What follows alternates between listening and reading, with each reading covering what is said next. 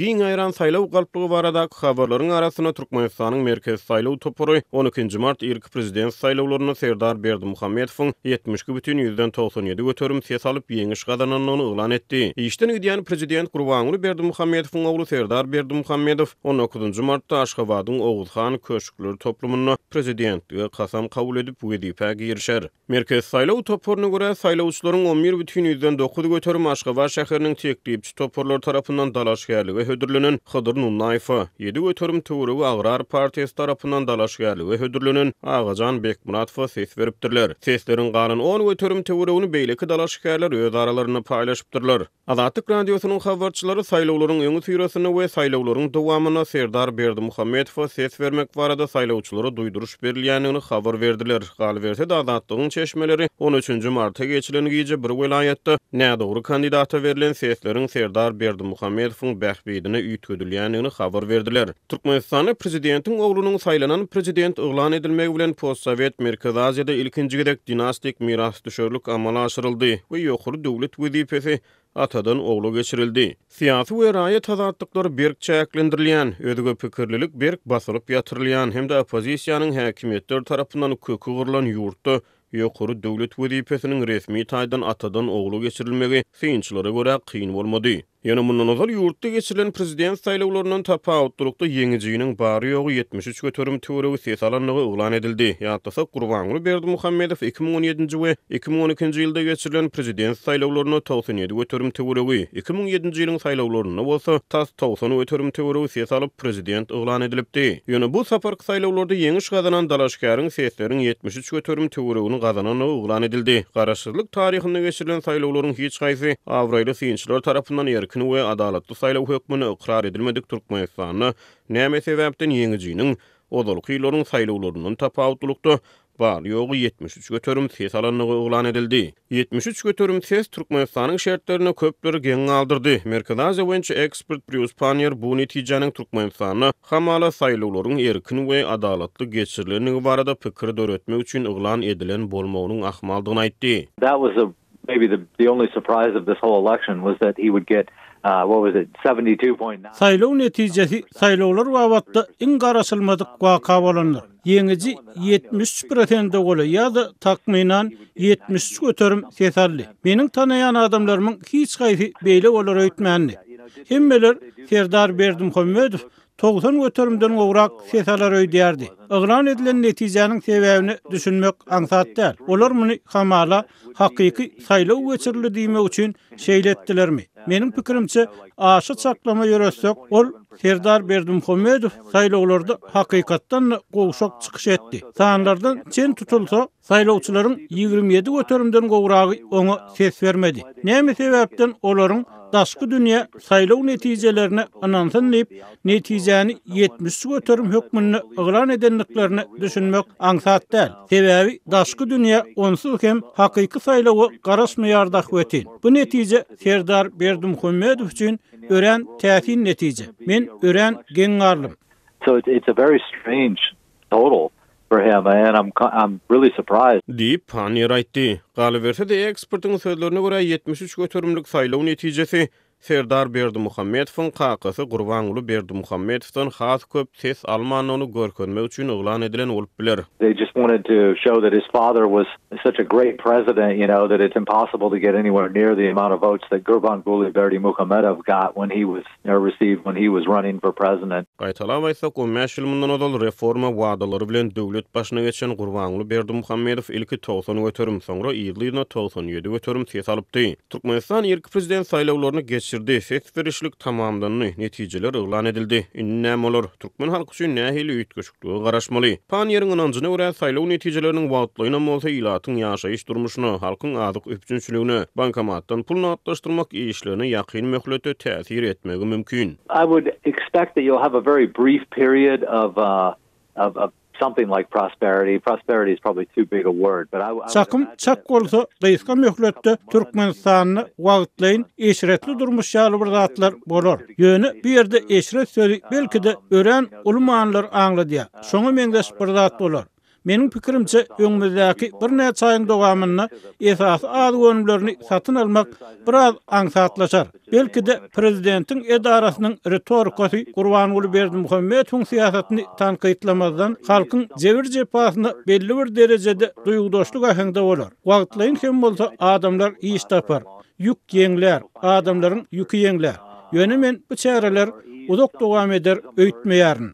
Some of the burdens on the people. Yeah, I don't expect it would last very long. Diýip Panier aýtdy. Ekspert bu ýagdaýyň uzak dowam etmezlik ähtimallygyny ýurdun maliýe kynçylyklary bilen düşündirdi. Soňky ýyllarda Türkmenistanyň jemgyýetçilik öňsü 40 ýaşly Serdar Berdimuhammedow çekildi. Ol ýokary hökümet wezipelerini götürildi. Sebäbi prezident kakasy ony TV gaz gorlary boýunça dünýäde 4-nji orunda durýan ýurdun prezidenti wezipesine taýýarlady. Serdar Berdimuhammedow 2016-njy ýylda siýasata girdi. Parlamentiň agzasy boldy. Daşary işler ministrliginiň halkara habar ferişdeleri bölümine ýol başçylyk etdi. Ol 2018-nji ýylyň martyna Daşary işler ministriniň orunmasary wezipesine götürildi. Şondan bäri onuň syýasy karýerasy diňe ýokary götürilmek bilen boldy. Bir näçe aý aralyk bilen ol täze we has ýokary wezipelere götürildi. 2019-njy ýylyň ýanwaryna Serdar Berdimuhammedow Ahal welaýatynyň häkiminiň orunmasary wezipesine belenildi. Şondan ýarym ýyl soň bolsa häkim wezipesine ýeledi. 2020-nji ýylyň fevralyna ol ilki senagat ministri boldy. Aradan bir ýyl geçenden soňra vice-premier wezipesine belenildi. Serdar Berdimuhammedow hökümet wezipeleri bilen bir hatarda Türkmen alawaýetleri birleşigine hem de halkara ahal tekatçylyk birleşigine ýol başçylyk edýär. Türkmenistanyň Oba Hojalyk Universitetiniň uçurumy bolan Serdar Berdimuhammedow Jenewada we Moskwada degişlikde halkara howpsuzlyk we halkara gatnaşyklar ugrunan ýokary bilim aldy. Ol maşgalaly we 4 çağanyň kakasy. Onuň maşgalasy barada şulardan başga maglumat mälim näl. Serdar Berdimuhammedow garyplykdan, korrupsiýadan we giň ýaýran işçilikden ejir çekýän ýurdu miras alýar. Çağa dowuluş derejesiniň bir näme ýokarydygyna garamazdan Türkmenistan ýylatyň azalmagy bilen hem ýüzbeýiz bolýar. Şahsy erkinligiň hem de mümkinçilikleriň ýoklugy sebäpli millionlarça adam ýurdu terk etdi. Türkmenistanyň gün bataryndaky newit gaz ýataklarynda işleýän newit kompaniýalary işgärleriniň sanyny ýene-de azaldyarlar. Öňgörüli beşdilmelik ykdysady krizi tawaşdan geçirýän ýurtda iş orunlarynyň kemildilmeginiň bu tapgary irki prezident saýlawlarynyň ýa-da gawat geldi. Adatlyň habarçylarynyň hem çeşmeleriniň söýlerine görä işgärleriň sanyny azaltmak çäreleri newit önümçiliginde işleýän daşary ýurt kompaniýalarynda zähmet çekýänlere de täsir edipdir. Hususan da Balkan vilayatynyň ýataklarynda işleýän bir näçe karhananyň işgärleriniň sany 30% azaldylypdyr. Çeşmeler munyň esatanam Petronas Dragon Oil we Azerbaýjanyň newit kompaniýalaryna degişlidigini aýdýarlar. Adatlyk bu kompaniýalaryň wekillerinden resmi taýdan düşündiriş alyp bilmedi. Bu kompaniýalaryň web sahypalarynda hem işgärleriň sanynyň azaldylymagyna degişli maglumat gerleşdirilmändir. Çeşmeler deňizde we gury ýerdäki newit gaz ýataklarynda işleýän içerki we daşary ýurt newit gaz kompaniýalarynyň häzirki wagtda kuwatynyň ortaça 60%-nda işleýänligini aýdýarlar. Bu aralykda iş orunlarynyň azaldylymagy döwlet pudagynyň köp edarasyna hem täsir edýär. Azatlygyň habarçylarynyň maglumatlaryna görä, döwlet migrasiýa gullugynyň we gümrük edaralarynyň işgärleri girdejileriniň 4-den 1 böleginiň tölenmeginde, ýagny iş stavkasynyň 0,25%-nda işlemeli bolýarlar. Şeýle-de çeşmeleriň maglumatlaryna görä Türkmenbaşynyň halkara howa menzili işgärleriniň 70%-ni töleksiz ruhsata iýeripdir. Başka plana görä aeroportyň işgärleri mart aýynyň başynda işe gaýdyp barmalydy. Emma olara tölenmedik ruhsatyň indi 15 aprele çenli uzaldylýanlygy habar berilipdir. Bellemeli ýeri iş orunlarynyň döredilmegi prezident saýlawlarynda ýeňici bolmagy ähtimal prezidentiň ogly Serdar Berdimuhammedowyň saýlaw programmasynda beren wadalarynyň bölegidir.